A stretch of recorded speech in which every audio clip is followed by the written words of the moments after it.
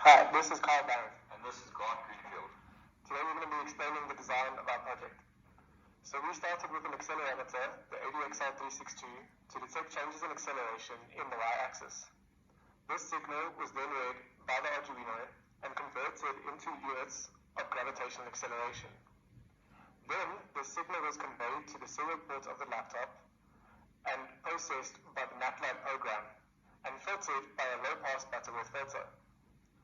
Finally, the signal was output and graphically represented, showing the difference between the gait of a normal person and one that may have symptoms of Parkinson's disease. When designing our project, we encountered many problems. The first of many was which plane of motion to use. When we used the X, Y, and Z values, we received different signal outputs, and thus different types of graphs.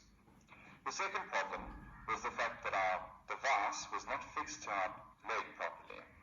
It was always falling off, and it was never staying stationary. This affected the plane of motion, as the movements were not constant. The next problem was what filter to use. We tried using the moving average filter, but we found that it didn't do much processing at all on the signal.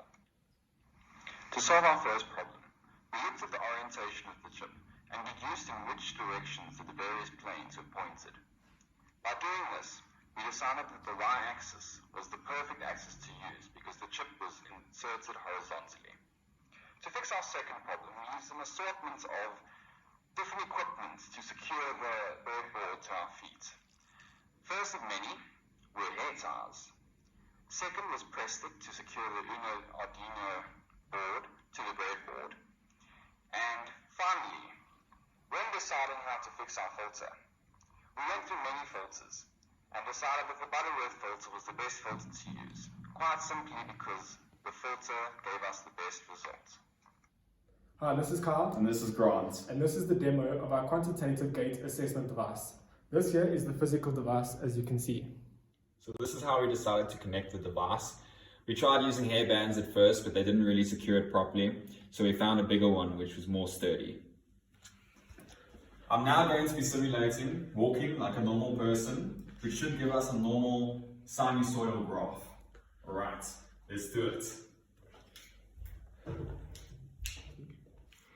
Here we can see the unfiltered graph of the person walking normally, and below is shown the filtered graph of the person walking normally.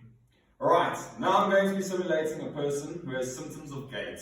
I'm going to be walking normally, and then suddenly I'm going to have a slower motion.